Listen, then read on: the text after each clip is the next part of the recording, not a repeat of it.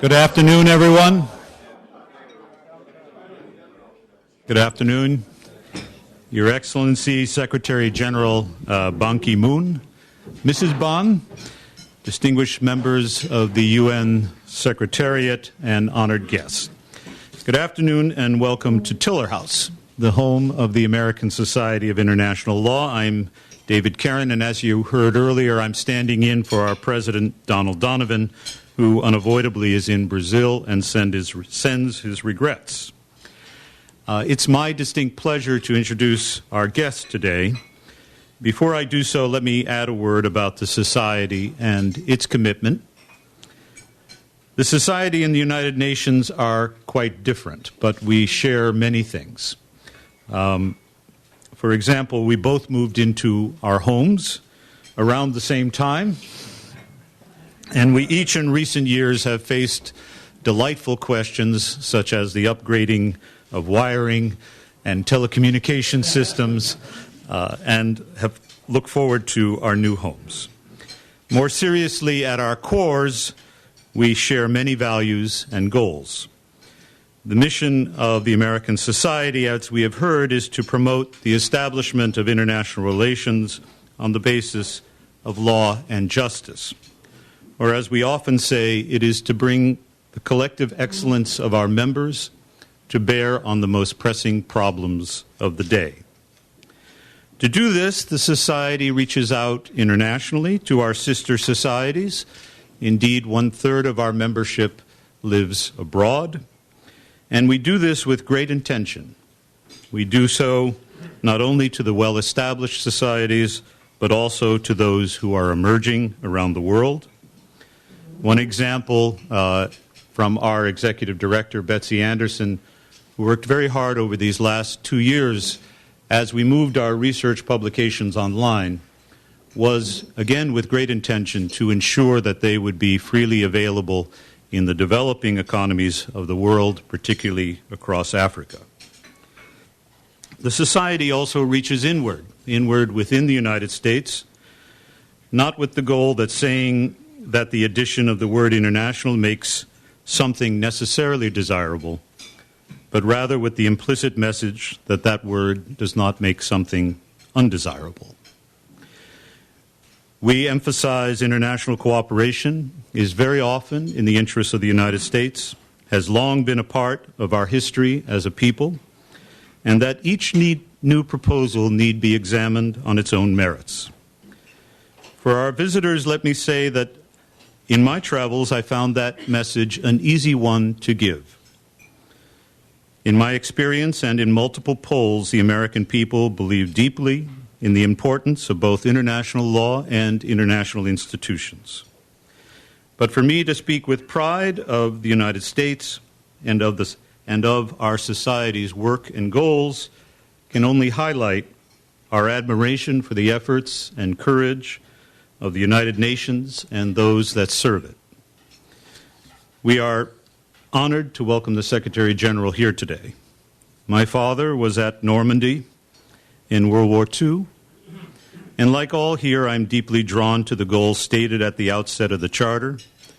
We, the peoples of the United Nations, determined to save succeeding generations from the scourge of war, which twice in our lifetimes has brought untold sorrow to mankind. It is undeniable that some part of the world continues to suffer each day, that our work continues.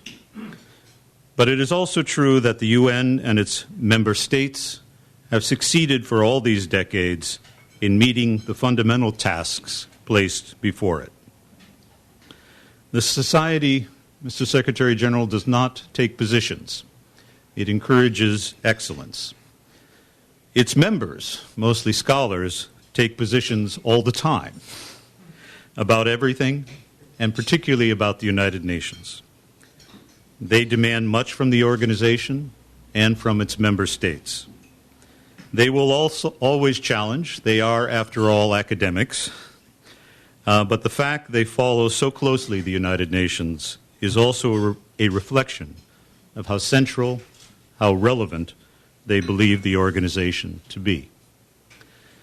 And what of the Secretary General?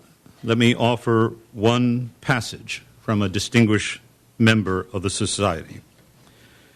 Quote, "It is apparent that our future, if there is to be one, belongs to international organization, that the primary international organization of the present is the United Nations, and that the chief permanent officer of that organization necessarily occupies a unique and strategic position." That was written in 1952 by Judge Stephen Schwabel, who's here with us today. He wrote that after the first Secretary General, and it is our pleasure to have with us today the eighth.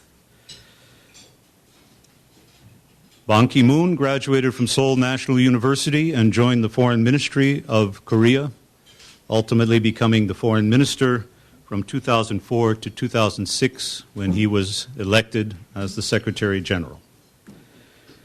He has served with great distinction and courage, both strengthening the organization internally and focusing its attention and resources on the most pressing challenges facing humanity.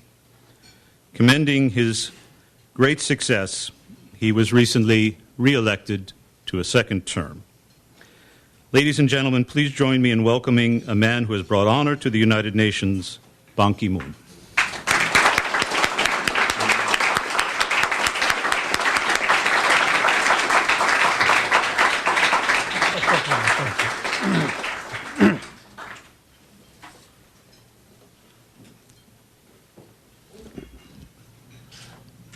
Thank you, Dr. David Caron, former president of American Society of International Law, honorable members of the American Society of International Law, and distinguished participants, ladies and gentlemen.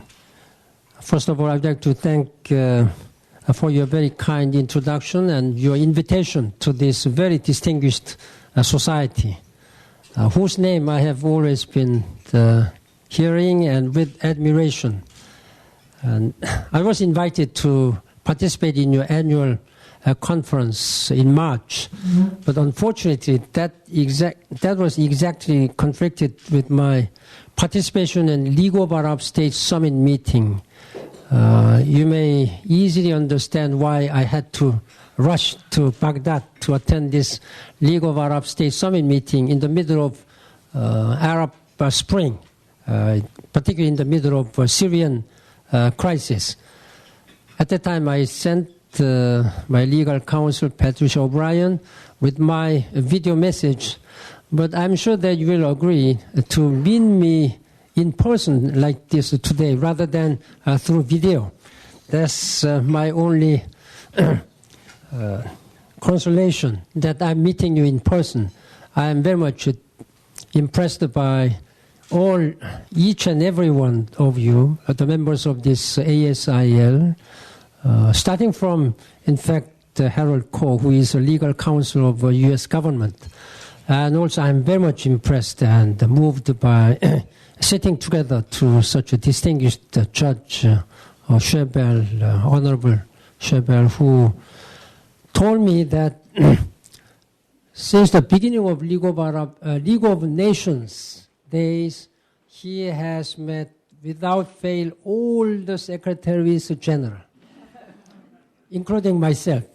So it's amazing experience, I know that each and every one of you represent the government, Congress, and legal societies, and I'm very much grateful to meet you and for your strong support for rule of law, where United Nations is founded on that rule of law, international law.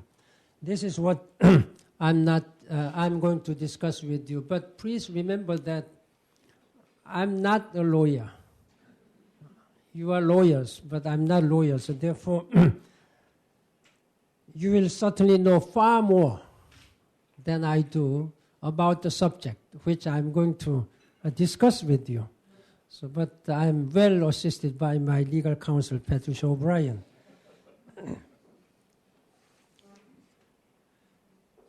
Ladies and gentlemen, when I took my oath of office as UN Secretary General, I placed my hand on the UN Charter. It opens with a pledge to establish conditions for justice and respect for international law.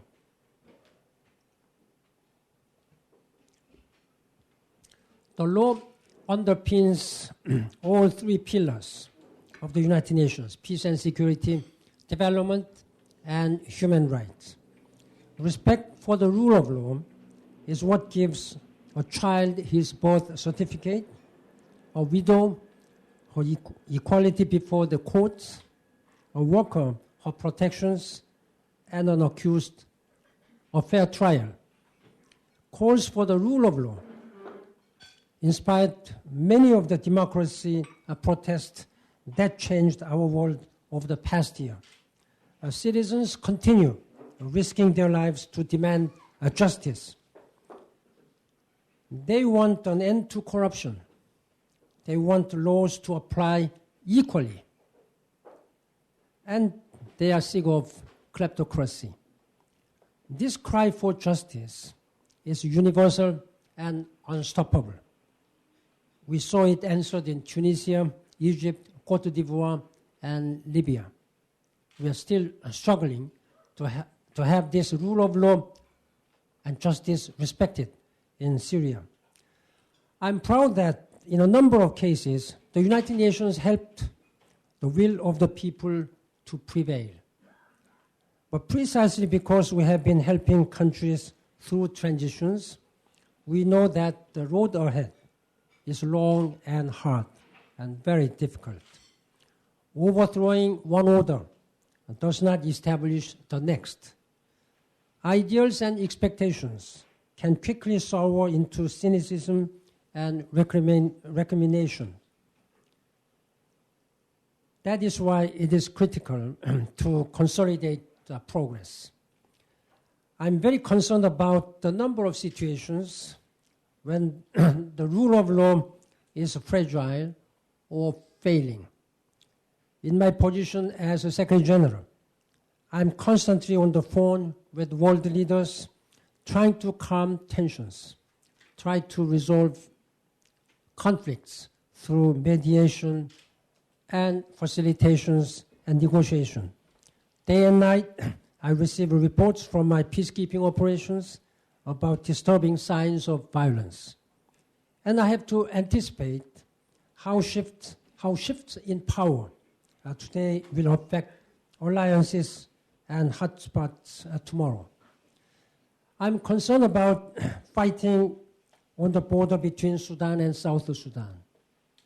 I'm worried about Mali, where fighting could reverberate across the region, and I'm especially disturbed by the bloodshed that continues to spill in Syria. My distinguished predecessor, Kofi Annan, in his capacity as a joint special envoy between the United Nations and League of Arab States, he's working tirelessly to bring peace and stability in Syria.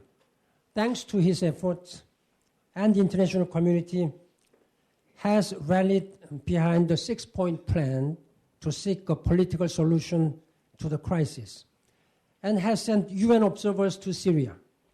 Our immediate goal is a cessation of armed violence in all forms by all sides.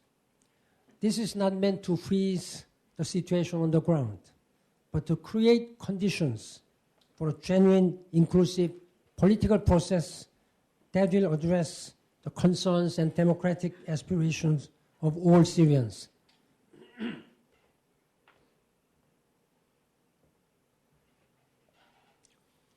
We also need a just peace and political settlement. The Syrian people deserve their fundamental freedoms, including the right to assemble peacefully and freely determine their own future. They also need immediate humanitarian assistance, which the United Nations is ready to deliver as soon as we get access. there are at least 1 million people affected in Syria who have not been able to receive immediate humanitarian assistance because of the lack of access. Let me say clearly, this is a difficult mission at a difficult moment. We know the security risks to our brave, exposed, and unarmed travel observers. We know that Syrian citizens could face punishment for talking to the mission. We know the nature of the regime, which could well use the presence of the mission to ready itself to carry out further violence. But we know too that we have to put all our efforts and commitment into this endeavor. The international community, especially countries with influence, must stay united behind this effort. Mr. Annan has done a remarkable job and has my complete support and confidence. I call on the Syrian government to uphold its responsibilities under the 6-point plan fully with no more delays. The alternative of full-scale civil war with the regional consequences would be much, much worse. Those who undermine our mission will bear the responsibility and will be held accountable by the international community. This is my strong and stern message to the Syrian authorities. Ladies and gentlemen, in Syria and elsewhere, the United Nations is addressing challenges the same way a good lawyer would approach a case, carefully, systematically, and using all of our best tools. Our newest tool is responsibility to protect, which is normally known as R2P. If someone hears their neighbor beating a child, they have a responsibility to intervene. It would be immoral and unacceptable to simply stand by knowing that child was being abused. R2P gives expression to a growing global conviction that it is immoral and unacceptable for states to commit or allow serious international crimes against their people. It holds the international community responsible for preventing and addressing these crimes. Last year, responsibility to protect principle went through the reality test and passed. The results were not perfect, but tens of thousands of lives were saved in Côte d'Ivoire, Guinea, in Yemen, and Libya. We took action in support of the solemn promise that was made over the graves of Srebrenica and Rwanda. We pledged to do more when faced with such acts or threats of genocide, crimes against humanity, war crimes, and crimes of ethnic cleansings. Protecting civilians from these atrocity crimes is a defining purpose of the United Nations in the 21st century. I visited a site of mass killings in Libya last November. I was deeply shaken. You could smell the corpses, somebody's father or somebody's friend killed for a dictator. It was a chilling reminder of what more could have happened if we did not live up to our responsibility to protect. Accountability lies first with the states. But if states are unwilling and unable to protect and to investigate and prosecute atrocity crimes, the world must step in. Governments may blatantly disregard their responsibilities, but the international community will not.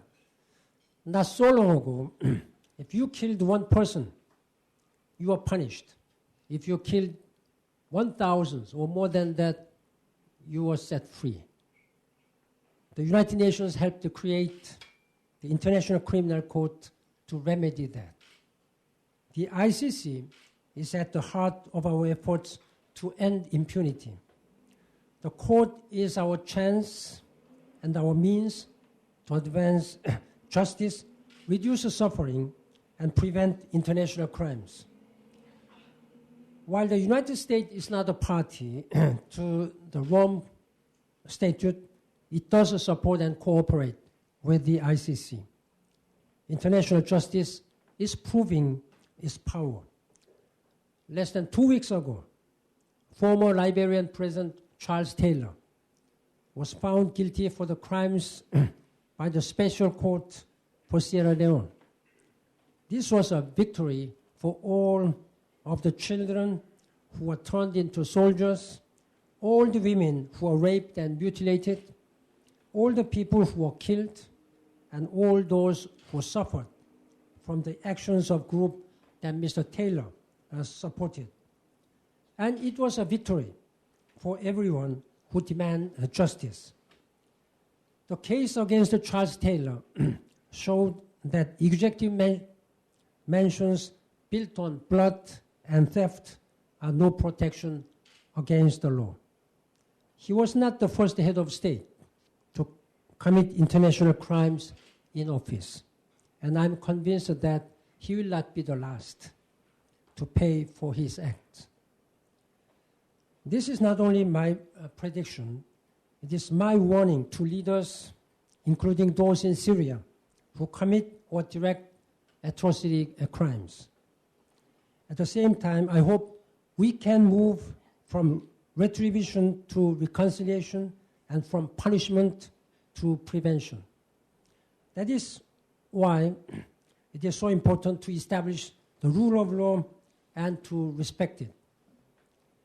The United Nations is on the front lines of this work in 150 countries around the world.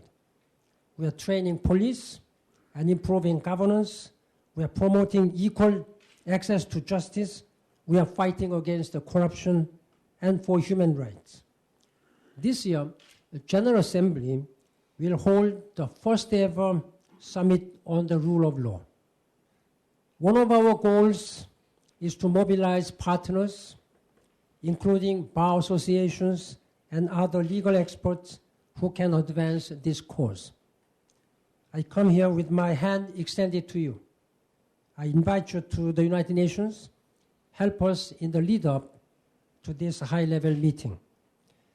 Contribute your ideas, challenge us to do better, and carry forward this process after September so that we can intensify our global campaign to deliver justice.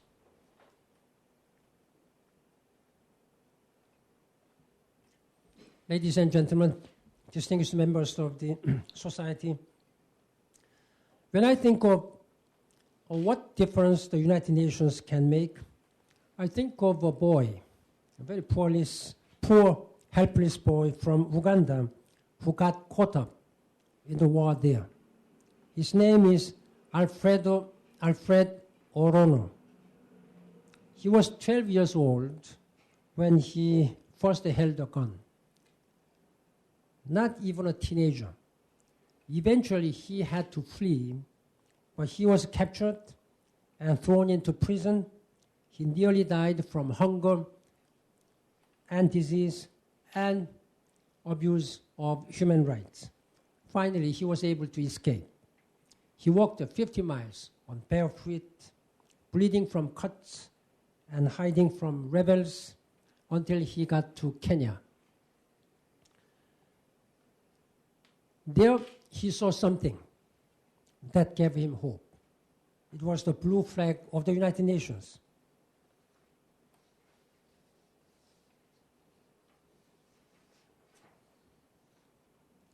He had reached a UN refugee camp. He started working there. He got a scholarship, and he studied the law. Now he works for us, for the United Nations. The former child soldier is a professor and prosecutor at the United Nations International Criminal Tribunal for Rwanda. ICTR. After what he has seen in life, Alfred Orono concluded, and I quote, "We are all capable of the most monstrous things, but we are also capable of the most glorious and selfless actions." End of quote. Let us continue, ladies and gentlemen, using the power of the law to fight the monstrous and to uphold the selfless and the glorious in everything we do. Thank you very much.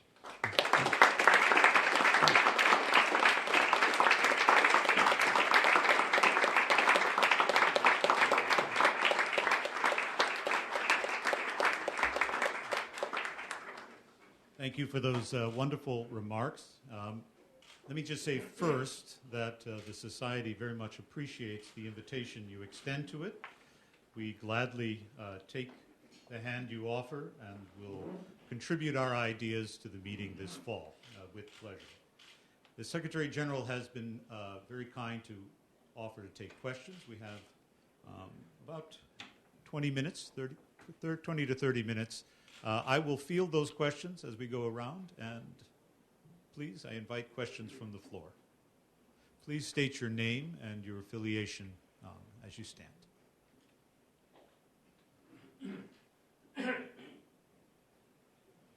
Who will be brave? Go first.